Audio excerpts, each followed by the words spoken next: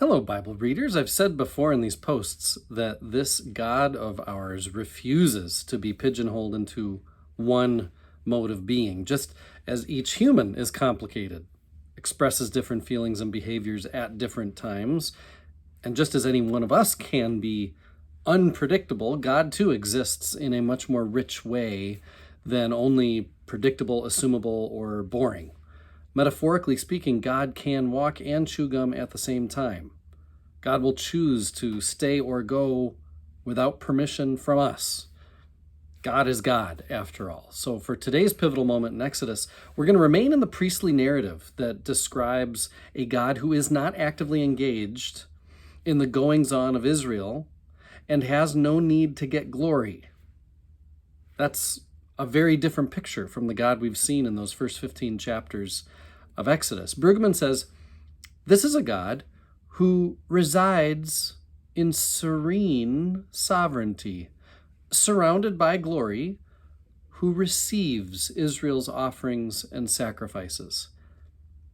In chapters 14 and 15, God was referred to as a man of war. Now we read of a God willing to dwell with Israel in a tabernacle.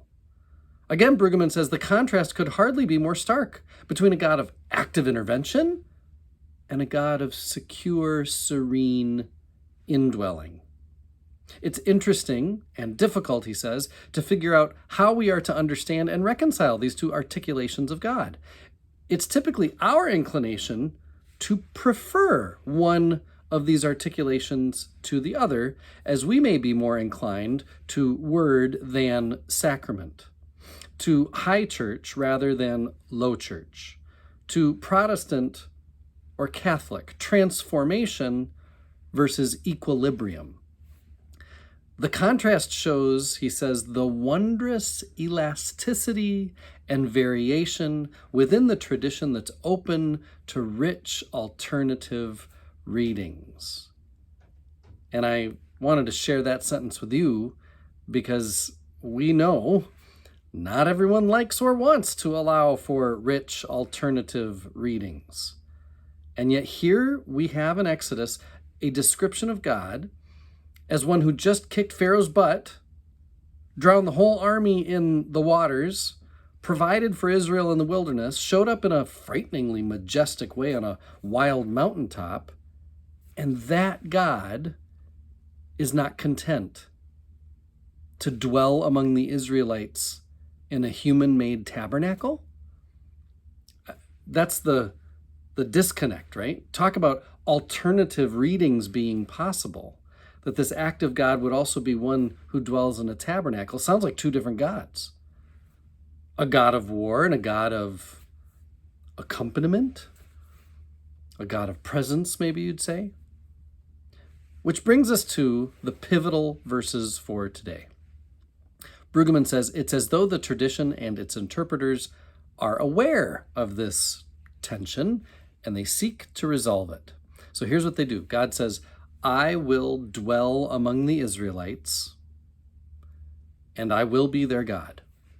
So to get at what's really happening here, I actually have to get into the Hebrew just a little bit.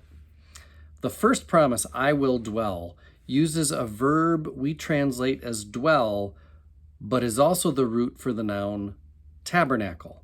Brueggemann says the verb here is tricky because it doesn't mean to dwell like finally, absolutely, permanently.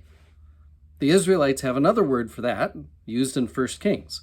But here in Exodus, this verb means to dwell provisionally. It'd almost be like, I'm going to hang out on my friend's couch. And there's an inference when I say, I'm just going to stay with my friend. The inference is for a while, right? This isn't a permanent thing. So this verb that's used in Exodus means to dwell provisionally, to bivouac like a traveler, to stay and then leave like a nomad.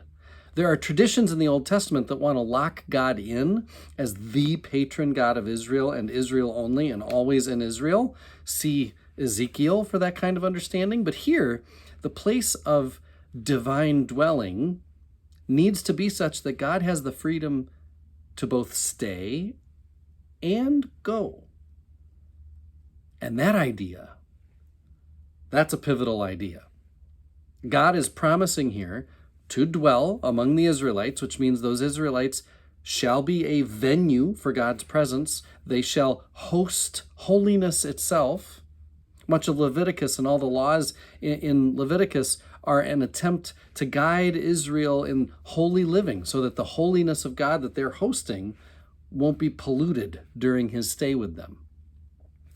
The other promise is just as amazing, though. I will be their God. God's willing to be identified with Israel, to be seen in public with Israel, you could say. God pledges by saying, I will be their God, to be their advocate, their guide, protector. So that's what verse 45 is about, God's commitment to Israel. But then we get the claim of verse 46. And they shall know that I am the Lord their God, who brought them up out of the land of Egypt, that I might dwell with them. I am the Lord their God. Verse 46 is clearly claiming that there are not two gods. The contrast between a tabernacle-dwelling being and a warrior God that is in action, it's not a contrast between two separate gods. It is a contrast within the one true God. Brueggemann says the tabernacle houses the Emancipator. The Emancipator inhabits the tabernacle. With verse 46 in mind, we might imagine that God from somewhere on some glorious throne in some safe sanctuary departed that place in response to cries of slaves and then acted for them. And if the one true God did that kind of thing once, that God would do it again. Probably had done it before. It's a characteristic act of this God. Verse 46 is pivotal because it presents a God who is in motion from sanctuary to confrontation, back to sanctuary, and then ready again for confrontation, that would be how this God works.